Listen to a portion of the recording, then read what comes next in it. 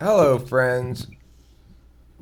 I'm host Eric, host talking with fans people, and we're here with assorted persons is just in the room, including host Taylor, and there's Kato in his military fatigues. He's ready to blend in with the surroundings in camouflagey way. Anyway, we're going to talk about these comments that were left by one Saint Lucifer, which I thought were very interesting, and I thought his assessment was insightful, although I didn't necessarily agree with everything he said, but I was wanted to talk about it. I didn't want to go into it in the comments because I wanted to talk about it on a video, and here we are having that video right now. Comments. So, St. Lucifer says, if Eric is a typical ENTP, this guy, meaning Taylor, is not. Where's the tertiary FE in this guy? I think this guy, also TI, NE double dom like me, he is maybe NE first, but TI closely following. And to be honest, I don't see that much NE in this guy. In fact, from the videos I watch, I see more TI than NE. So I bet he knows what type he is, and he's an ENTP. But that fucking TI is so close. Whereas Eric's functions are standard. He is NE first and foremost. TI comes later. Thus, his FE also stays strong because as an ENTP, when your TI, an ENTP, when your TI so close to NE that steals from FE automatically, because when you're a double dom, tertiary inferior becomes double inferior. Is kind of, this is my new theory, or this guy is not an ENTP. So I liked the analysis a lot. I don't necessarily agree with it, but I still appreciate it a lot. And I want to read the second comment before we even go any further, and we can take it piece by piece after we read them both. Or is Taylor just being logical like a TI DOM would be? That would produce the same result as FE minus in this case because from what, and this is in response to Mega Bro's comment, which has been removed. Welcome to Talking with Famous People. My name is host Eric, and this is part two. My bad. That would produce the same result as FE minus in this case because from what I can see, that female is a spoiled little girl who keeps rolling her eyes and playing with her hair, chewing a gum, showing all sorts of emotional immaturity. Taylor sees that, then he thinks she is being fake. She didn't learn anything. She doesn't want, so he doesn't want her around. If Taylor believes this, then that's totally logical for him to say, nay, he doesn't need negative FE. TI is enough, and ENTP has it in the second slot. What makes FE negative, though? How come Eric goes and uses his inferior function in a positive way while Taylor uses his tertiary negatively? People keep talking about how ENTPs would like to be loved and approved by others. Eric definitely like that, but not this guy. Why? What differs these two ENTPs from each other like this? Anybody can tell Taylor is more detached and aloof and cool than Eric, right? Eric will look much more approachable to some random person. Seeing both the first time, Eric is more relaxed and loose. I kind of thought that's because Taylor is an INTP-ish ENTP, or just a plain INTP, that because he's got good looks, it comes confidence that he can interpret himself as an ENTP while just actually a confident INTP, which is misunderstanding entirely introversion, extroversion. But here's this video, watching him talk. That's not so much different than an INTP talking. He is not that smooth or fast or anything. He thinks he unloads. He doesn't steer words while they are coming off his mouth endlessly like an ENTP. But yeah, I was thinking harmony, liberalism, being forgiving, giving people another chance, etc., connecting and considering others in the group. I guess that means lawfully with high and mighty standards rather than being forgiving. Okay, so there's a lot of stuff in there. But first, let's talk about this negative FE, positive FE thing as a distinction that Mega Bro made before he removed the comment. That basically is what Taylor is saying, that FE positive is, hey, everybody, let's be friends. FE negative is, I'm socially dominant. And that Mega Bro apparently said what I was doing was some sort of SI thing. I don't understand that part. Can you explain what he meant there, or what you think he might have meant, Taylor? We can't hear you. You're muted. Yeah, I'll give it a shot. I'm not very fluent in Mega Bro positive negative stuff though. I think that what he was saying is that I was demonstrating social dominance, and you and Nick were trying to smooth things over and make everything kind of smooth. And he said that that was a sensing thing. SI positive. I didn't really follow how he got there, but I'm kind of cool. Well, SI positive being, one reference that would be that we reference the time that the amount of time and investment she has of identity into the place and what she's provided. The fact that we have shared history or whatever. Uh, Um, I think he's more referring to the actual actions of trying to smooth over the group for unity and consistency versus trying to dominate the group opinion on ethics. okay, but the thing is, there's the first of all, let's go back to the original thesis that. I'm just repeating from memory what I read. I don't Okay, have that's any. fine. We're not. I'm not. We're not talking about Meg Rose comment anymore. We're just talking about in general the idea. So, uh, I would say that what I was doing in that video or wherever the context was, and what Nick were doing was probably not the same thing at all. It may have had a general it may be you could say that I was smoothing things over in the sense that you could say that I was attending to the bigger picture, um, like wanting shit I to think that you, resolve rather than wanting shit to decide, right? I think that you were smoothing things over, and I think that Nick was disguising his combativeness. That's possible. I mean, Nick's quite combative often. He seems to be like the last couple times I've talked to him. He seems to be continually, and I've seen him go through this period before, continually trying to find something to critique, like trying to find something that I'm doing wrong to critique. But anyway, I do think I was trying to smooth things over in the sense that I wanted to subsume the event with the meta narrative. Like I wanted to make it not about Courtney or not about anything other than how effectively the engine of discourse works. But a lot of times people just don't want to remove the individuals from that equation. Yeah, I think that you, if just from the hit, I think you were probably using TI and FI and a bit of FE, and I was using more FE and TI. Well, I mean, Um, definitely FI for me. I was definitely feelings. I'm easy to. If you're gonna work me on the pity angle. If I feel bad for you, it's hard for me to stick with any kind of tough decision. if I feel like you're trying to pull one over on me, it's tough for me to feel any sort of pity. Right. That's what happened. Hey, Basebon, I mailed your shirt. What up? I mailed your shirt, Awesome, man. Awesome. and I have the customs thing around here somewhere. I also mailed. Oh yeah, I mailed that other thing. Never mind. It's not anything to do with this. Uh, and I included. I have in that picture. I mean, in that package, there is a picture of you that I drew. Oh, wow, man. Mm-hmm. I'm gonna have my own little artifact. Mm-hmm. Awesome. Well, it's not an artifact. I didn't transubstantiate it, but it is an actual picture of you. Damn it. And potentially, we could transubstantiate it once you get it remotely. In theory, I could. I'll have to think about the transubstantiation aspect and what that would transubstantiate into. I'm not sure yet, but I'll think about it. We'll talk about that further. That is awesome, man. And Thank it looks exactly like you, just like Susie's picture looks exactly like her. That's very cool, man. I'm really excited to see Now what you you have to can. get it tattooed on you.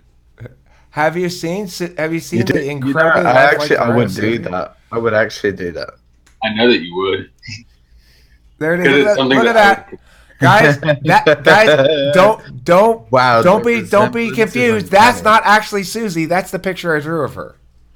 Okay, it's easy to confuse the two. Wow, the resemblance. Mm-hmm. That is, wow, that's amazing.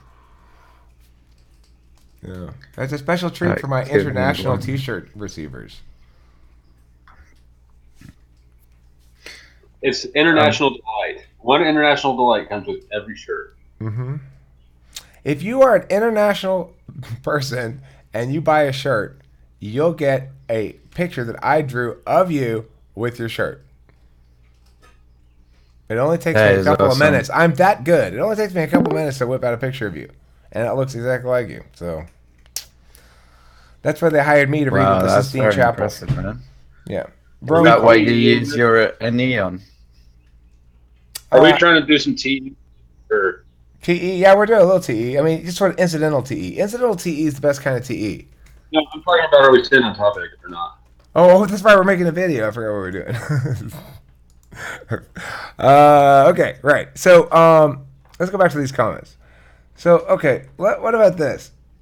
Anybody can tell Taylor is more detached and aloof and cool than Eric, right? That right there, that sentence is proof that Taylor's doing FE.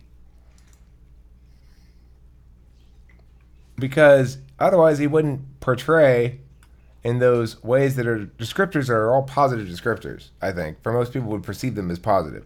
I mean, you might not want to be called aloof. Do you mind being called aloof? I bet Taylor doesn't mind being called aloof. I don't mind it much. I don't consider it a compliment, but I don't have much problem with it. Yeah, it's not a particularly negative word. Um, It's kind of yeah. I mean, mixed in with the others, it kind of the other two are compliments, and then that one kind of just don't get ahead of yourself. all right, now this is the theory I want to talk about next, which is that he's just a plain INTP, but with his looks comes confidence, so he can interpret himself as an ENTP while just a confident INTP. I've heard so many people refer to Taylor as being handsome or good looking. It's strange because it's not that I haven't heard. Need more, tell me more. I've heard it from a number of people just sort of refer to it as a accepted truth like that. And I didn't. It's not that I didn't think you. I didn't think anything about your looks, but you never struck me as remarkably attractive or anything. But it goes to You show never you. compliment. It goes to show you what the the other shit. It's like it's not. I'm not saying he's not attractive. I'm just saying that he's universally seems to be perceived as such. And would point out that probably has something to do not only with his physical appearance, but also with the FE management of shit in general. He's aware of how others are, how the perceptions of others are shaped. I forgot to do something. I'll be right back. Okay, you didn't need to tell us that. I'm super curious what that was. What um, is the thing? he's gone. So the point being that that's misunderstands the nature of extroversion and introversion. Extroverts are not confident introverts. You know, it's not like, oh well, No, once you but if get you think function stacks, it works better. I mean, between INTP and ENTP specifically. right. I mean, INTP and ENTP can display quite similarly. INFJ can display similar to INTP. Into ENTP. And in fact, I was hypothesizing with Taylor last night that it's conceivable that Nick might be just an INFJ who takes a shitload of Adderall. That's funny. Do you think that's But inaccurate? INFP seem to abuse. I have a really bad connection. Do you think that's I don't think inaccurate, INFP. light bulb? I don't know. If I had an opinion, I would share it with you, but I don't right now. I'm Right by the on. pool. I don't think that INFJs are prone to taking too much Adderall regularly. But he was put on it as a little kid by his parents. So he should have a tolerance. If anything, that should make him less enticing to it.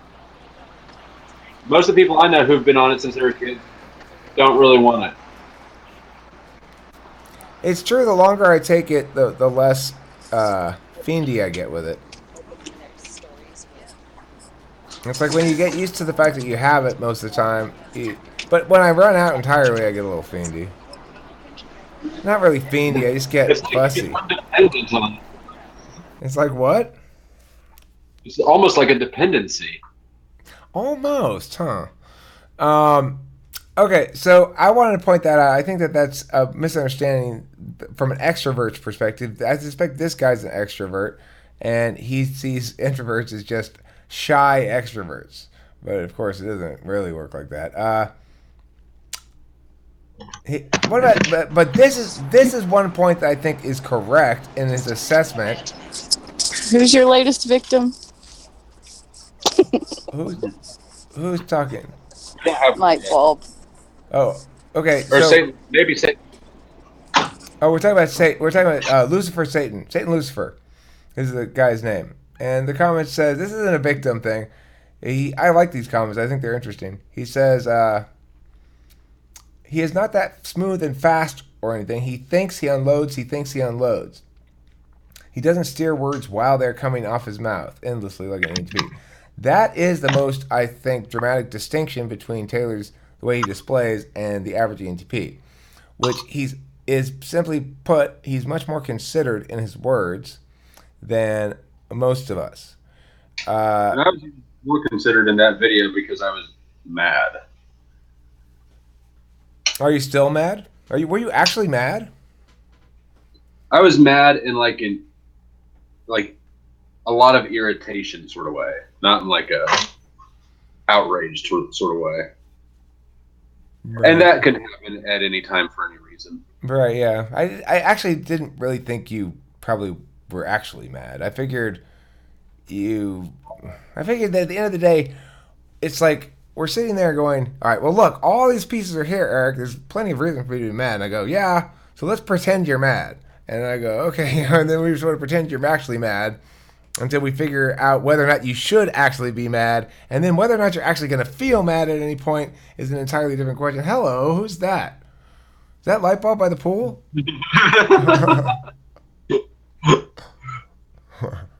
Found next victim. I'm suddenly distracted. I was lost my train of thought there for a moment. Are you gonna hit on me now? The light bulb. Probably never gonna hit on anyone. Can't you tell light bulb I've been hitting on you this whole time?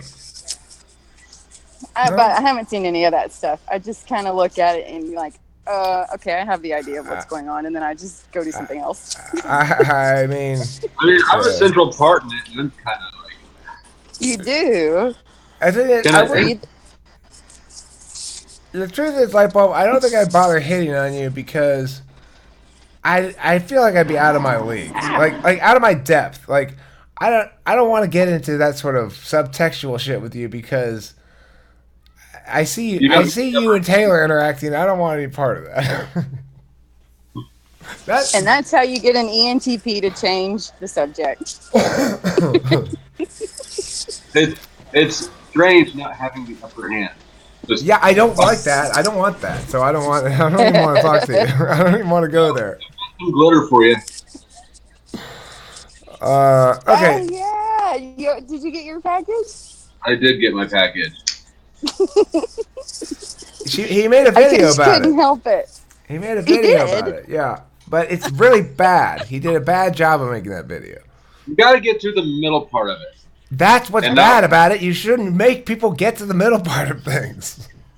Just jump in front of it. Taylor. You have no... I'll watch it. I'll watch it in its full completeness. I'll watch the whole thing. You'll get to enjoy about 3 minutes of him trying to position the camera. That was fun. That was my favorite part, where you can't get the camera to sit upright. Yeah, whatever. Okay. At least I didn't try to finish it live for blowjobs for room and board. Okay, but hey, I did not do that. You're trying to position that is what it was. In the spirit of Eric and his principles of the channel, I put up the video in all of its bumbles. That's fine. And sincere concern about the glitter, which I am still. I mean, the back steps are fucked. You know what I was thinking about? Like, how would I do this? You should have submerged the whole thing in a bucket of water. I don't know how waterproof magnets are. Nobody understands magnets. With that, I guess it's an answer. All right, so here, yeah, I was thinking harmony, liberalism, being forgiving, giving people another chance, etc., connecting and considering others and the group. I guess that means lawfully with high and mighty standards rather than being forgiving. Okay, well, what I want to talk about here is the fact that all of these things that those things are, I suspect, are removed from both Taylor and me by a level or two. Which is to say, yes, except for the actual experience in the moment. When Courtney's crying on the phone to me, and I'm feeling genuinely like I scramble and do something. The girl's crying, which is what I always feel. That's not removed for me at all. That's something I want. I have to make stop immediately. There's a female who I've made cry apparently, and my job in that context is I need to make that shit stop immediately. I don't know why it's that way. I've always been vulnerable to that, and but other than that, I think like with the compassion or blah blah blah blah, all this other stuff that you're talking about, being the conflicting values. I don't think Taylor and I actually do have any conflicting values about it. I think that I understand this as framing shit to do ontological work, so to help to define the ontology of the group, the ontology of the individuals, whatever, and also to be to continue to like meta solidify the discursive mechanism framing of the whole thing as a self-optimization thing. So it's like I'm kind of caught up with those ideas as a driving force behind my actual decisions, if you want to call them that, whatever that is, thing that I do that makes when shit happens. Well, it's what's what behind it to the extent that I am linked to the shit that randomly happens.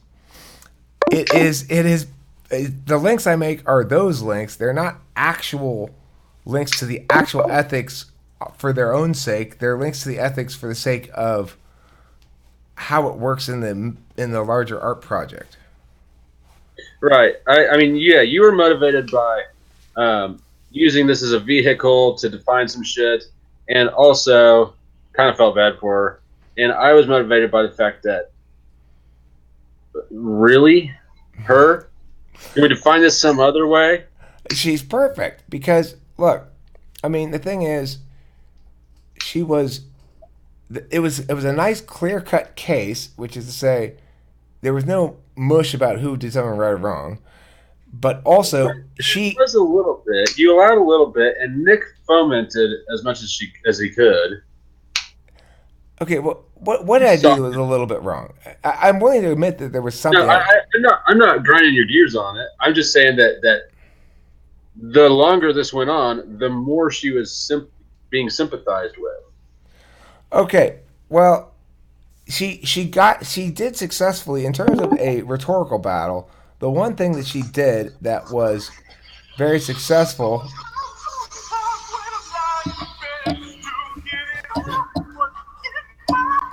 I don't feel gay at all saying that I want to come visit your room sometime. I muted him from my position here because I don't want the audio, but I appreciate his enthusiasm for colorful dancings. Anyway, that was a pimp. It was. Yeah, I agree. You get full credit for that. That's a good entrance. The thing is that she did a successful job of making it rhetorically more challenging for me because she tried to link to this incident in the past where she had come on to me and I don't know why, because I don't know what was going on there, but she's kind of nutty, you know. Regardless, that made it complicated. That made it complicated because the comments. What's that? The comment from that lady who says she. I'm sorry. Say again. One of the comments on the video. On the video, one of the comments was diagnosing her. I saw that. Yeah. So the Ever since you mentioned it, all I can notice now is how fucking in sync our speech breaks are. yeah. Ever since I mentioned it to you, I stopped thinking about it entirely. It's like I handed that problem over to you. It's like a curse, right? It's freaking OCD shit or something. Yeah. Okay, so any other thoughts about the distinction between the two of us, Taylor? Why is it that you think before you speak and I don't? Type 8 life experience. I don't know. Who knows? I mean, I just do. I think that I was raised by an INTP mom, so I learned a lot from her. That was a good parent for me as far as understanding the world went. Okay. Now I've also heard the following misconception yesterday. I haven't heard it much. I don't think it may have been the first time I'd heard it, but somebody finally, maybe it was Nick, of course, made the link between flashiness and low self-esteem, and says that there's one possible interpretation one might throw out there is that Taylor has low self-esteem because he's flashy, and you wouldn't have to be flashy. And you wouldn't have to be flashy if you weren't trying to compensate for something or whatever. Well, that may be, in my opinion, not a terrible general rule, I guess, for some people, but I don't buy that explanation for a second. And the reason is because as a fellow ENTP, well, I like to wear this hat. That doesn't make it mean I have low self-esteem. It doesn't mean I'm trying to compensate for anything. It means I'm feeling pretty good and sexy today. And we like stuff. I mean, we don't like having it because we have to take care of it, but we like our individual items. We like them. I think it's fair to if you're gonna try to critique an ENTP about this kind of stuff, I think it's fair to say this, that we have a rather childish understanding of impressing other people. That may be slightly true. But I think this hat impresses you, and even if you're not really impressed by it, I don't give a fuck. So it's like I will continue believing that you're impressed by it, whether you are or not. I heard somewhere that type 8s are it said specifically, will buy jewelry for themselves. So I think that the flashy is an enneagram thing. And I'm not type 8 dominant, so I'm a little bit less flashy, obviously, but I still have a certain flashiness in me too. I like to stand out, you know. No fucking way. The hat didn't tip me off to that at all. Right. Well, Ace, thank you for joining us. We have another ENTP in the mix. We're just concluding this video right now about comment drawing distinctions between me and Taylor and why Taylor's so different seeming than me and still an ENTP. I think that we've got some flow going on here. Look at Kato's comment. That's interesting. Kato's what? Comment down there in the chat. I think ENTP threw the line between neuroticism and confidence. I would agree with that. There's certain times when you, at least for me, I mean, most of the time I would say I'm irrationally confident, and then I have moments where I'm like, I fucking hate myself and everything I do is shit. It's sort of a manic depressive thing. I actually have a playlist. I think it's got some good. From my perspective, it boils down to you're feeling confident as long as, and feeling good as long as your attention's on something other than who you are. The thing. Yeah, wouldn't that be the inferior SI, right? The SI loop. FI. It might be, but the challenge comes the way that my neuroticism, quote unquote, manifests usually is the sense you kind of get up, you look in the mirror, and you go like, "You again? More of this guy?" There's a certain quality of that I have occasionally where I just get so sick of myself, and I get sick of like hearing myself, And I get sick of just being like this all the time. But it's not exactly depressive. It's just it's a lot of I meh meant that in life. it's up and down, and I don't. And Boring. mine doesn't take that form. Mine is aggressive towards others, not necessarily for any reason. Just I wish a motherfucker would. I relate to this on a deep level. Wishing a motherfucker would. Mm-hmm. Yep. See, Like you hear stories about like conflict and things that happen between other people, and you're like, why doesn't anybody ever do this shit to me? Exactly. That's Or you read- definitely true. Like, if this could happen, I should have been there. I'd have curb stomped the fuck out of that person. Yeah, weird. it never happens when I'm there. It doesn't. It's Uh, go ahead, it's Kato. confidence is a weird thing because I've actually been like thinking of, actually for a while now I've been thinking about confidence because confidence is so hard because I don't even believe in it because it's honestly I don't know anyone who's fucking confident in every fucking situation. And I'm like I said, I'm like a little schoolgirl, man. Like sometimes I just wake up and I'm like, fuck it, I'm the shit. And other times I'm like, I'm fucking fat and ugly. And Bro, with that face, you kidding me, dude? Come on. yeah, I'm on my period. I don't want anyone to look at me or touch me. Like I don't know. It's so serious, dude. And sometimes I go to work and I'm like talking to motherfuckers like I'm the shit, and other times I'm like, oh hey, how can I? It's really Don't weird. notice. It's all the time. It fluctuates. I don't know why. I think that confidence and intelligence are normally contrary. I The more agree. you understand things, the harder it is then to see yourself as that important. Yeah. The only time I honestly say I'm confident at all times is probably intellectually. So if you throw something intellectually at me, besides math, fuck that. Right. I don't like, if you want to argue with me about any topic, I always feel, any type of argument, like, that's the only time where I'm like, I'm completely confident. Now, fight on the other hand, if that dude's fucking 6'11", he's fucking, I'm gone, I'm running. But I'm pretty confident in my speed, so I guess I don't know what that is, but as far as arguing words, that's the only time where I can say it's stable.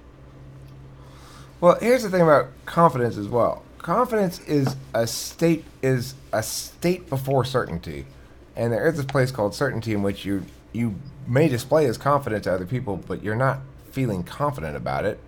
It's just the default setting, and I'm certainly not there. I'm getting near confident about being able to ask some chicks out and go out on dates and have sex occasionally. That's like an accomplishment for me in that area. Whereas in debate, you're confident. I'm certain. I don't ever. I don't display as confident. I just do what I do. That's interesting. Yeah. I've never really had issues with confidence. I don't know. God damn, I forgot my Klonopins. I was wondering why I was feeling so unconfident. It's just never been something I've worried about, I guess. Like, I've never really thought about it. I just did what I did, and I never really worried about other people. I think what it is for me is it's weird. So it's not conflict. So whenever I'm in a conflict situation, that's where it's like, fuck yeah, bring it on. But then like it's really weird. It's when it's like I'm trying to be polite. When I'm trying to FE, is that weird? Like it's really weird. It's like ass backwards. It's like, No, yeah, that makes sense because you know how to act in a conflict situation. yeah, but it's But if you walk into a brand new space, you have no idea. So you're already tiptoeing through the pool, which is not how we like to be. yeah, it gets really weird when I have to be like submissive to someone. Like, oh hey, how's it going? Can I get blah blah blah from you? Or that's when I get really weird. It's like, oh shit, I don't feel confident at all. But or like even with like girls, like if I try to be like, which I've learned my own style of, I guess, not picking up girls, but I don't really pick up girls. But like if I approach a girl and I go like, hey, and I try to do the nice guy thing, I suck at it. I already know she's not gonna. Yeah, it's when you just club them and drag them back to the cave by their hair, dude. Fuck all the polite shit. Yeah, it's funny, but it's like sometimes like I know like I gotta be a douche because one, I'm funnier, and two, it's just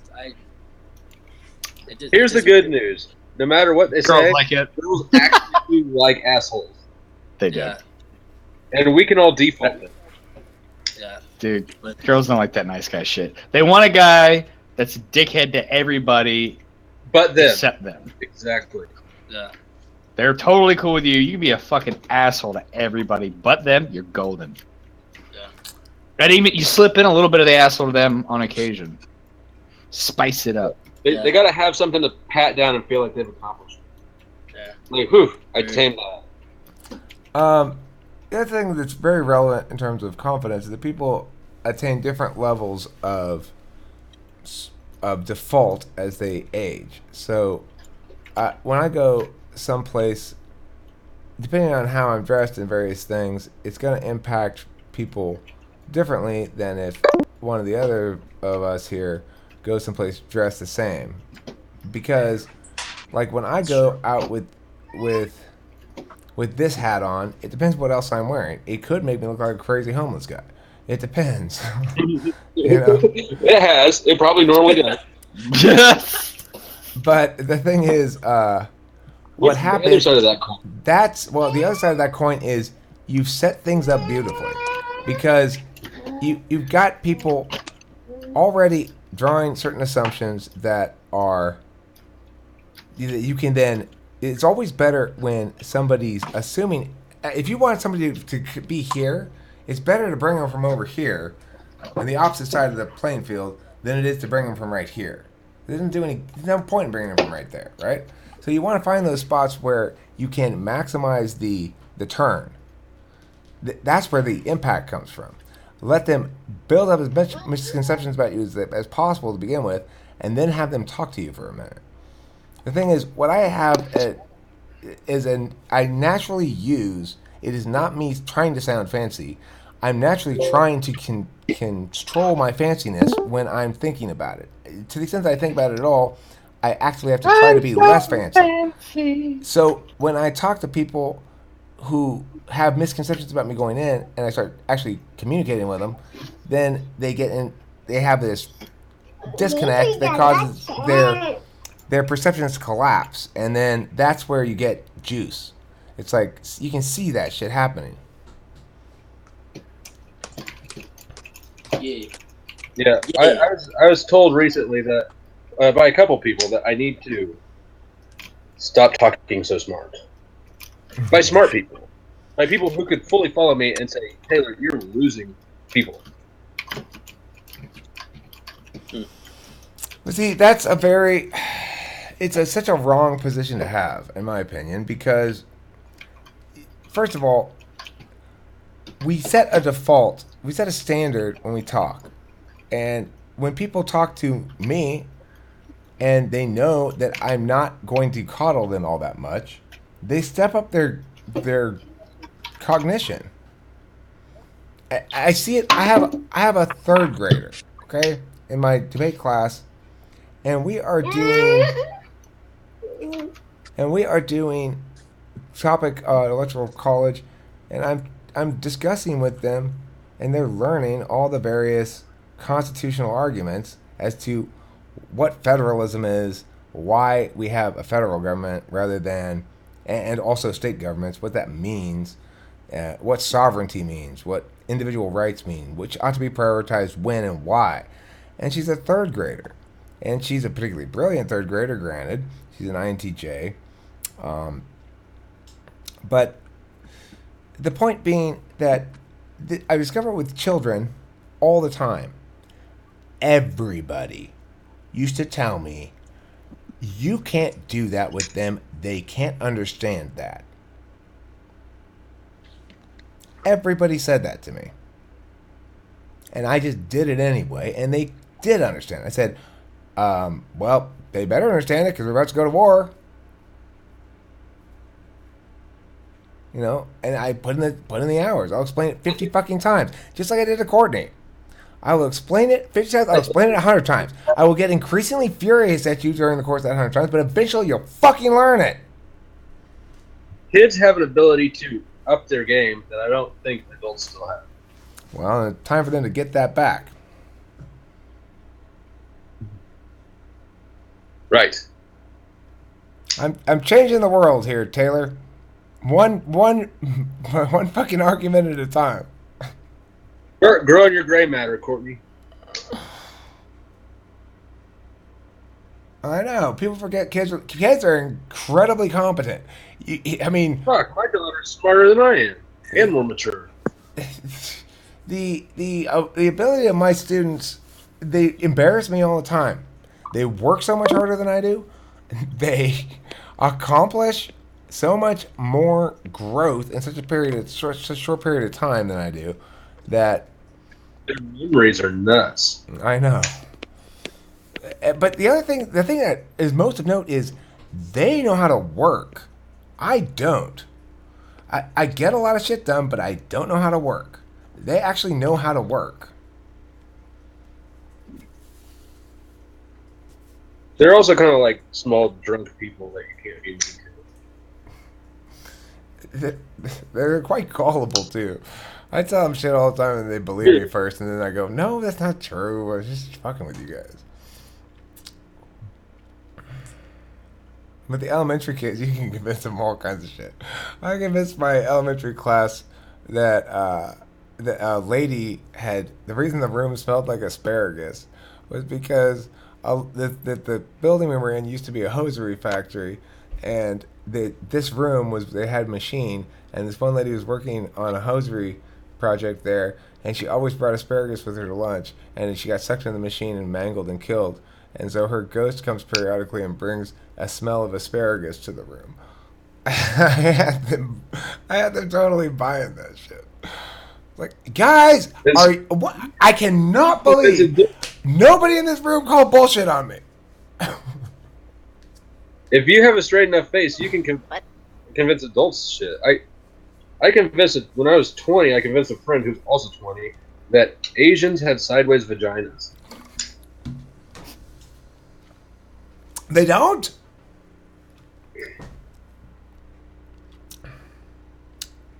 No, they don't. I've been to the Korean one, actually.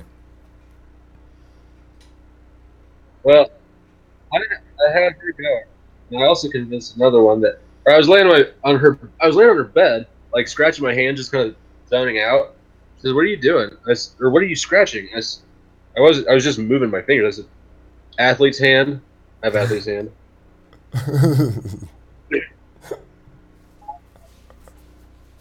Athlete's hand. Yeah, I just made something up. She was like, "Oh my god, get it off my bed! Don't scratch it on my bed."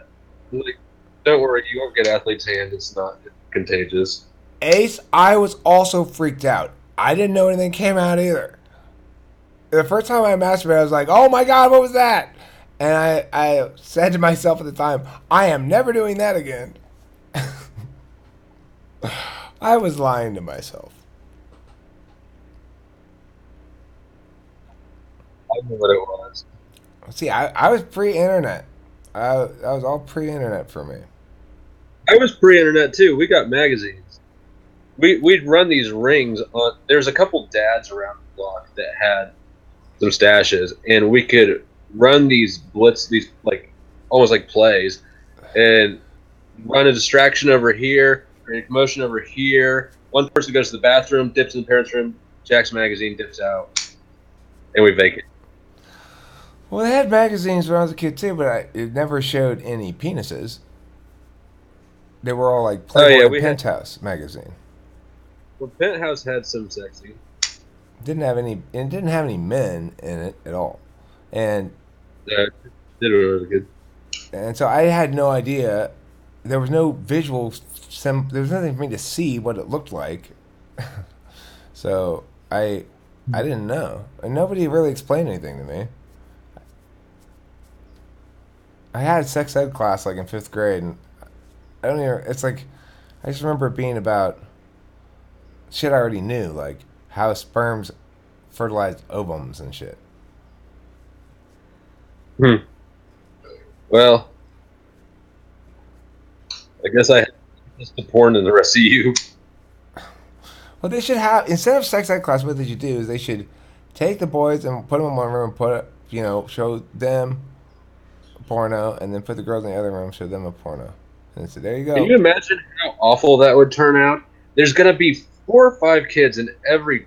There's going to be probably a quarter of the guys are gonna be trying to hide a jack off. Everyone's gonna have their backpack. Okay, I agree. It's a bad idea. I agree. That's a bad idea. I remember. I can't hear you. I gotta go. I gotta go to the fucking bank. I got errands to run. I should have left this thing a little time ago. Let's chat with you You guys. can bank on yourself. Oh, hey. Thanks for watching Talking with Famous People. That was the best 45 minutes and 28 seconds of your life.